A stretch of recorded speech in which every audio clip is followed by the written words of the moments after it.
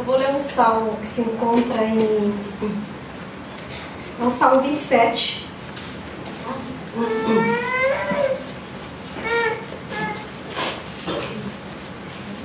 Amém? Todos acharam? O Senhor é a minha luz e a minha salvação. A quem temerei? O Senhor é a força da minha vida. De quem me recearei? Quando os malvados, meus adversários e meus inimigos investiam contra mim, para comer as minhas carnes, tropeçaram e caíram. Ainda que um exército me cercasse, o meu coração não temeria. Ainda que a guerra se levantasse contra mim, nele confiaria. Uma coisa pedi ao Senhor e a buscarei, que possa morar na casa do Senhor todos os dias da minha vida, para contemplar a formosura do Senhor, a formosura do Senhor e aprender o seu tempo. Amém? Amém.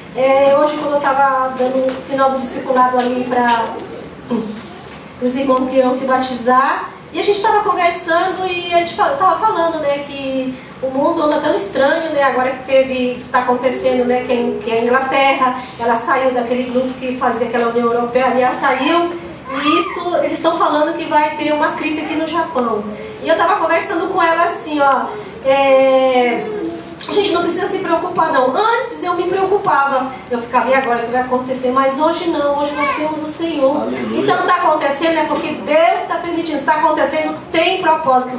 A nossa confiança tem que estar no Senhor. Aleluia. Ele é a nossa força, Ele é a nossa rocha. Aleluia. É nisso que a gente deve confiar, né? Pode acontecer tudo que tiver acontecendo, nós temos o Senhor, então nós temos esperança. Ele é a nossa esperança. Amém? Amém. Essa palavra que eu queria deixar para os irmãos.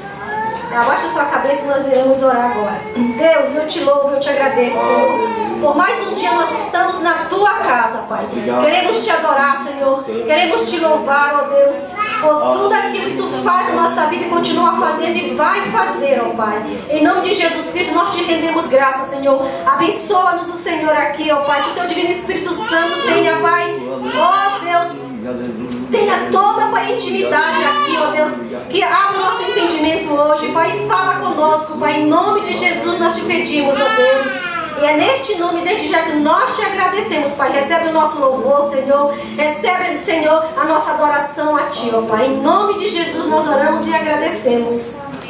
Obrigado pela oportunidade.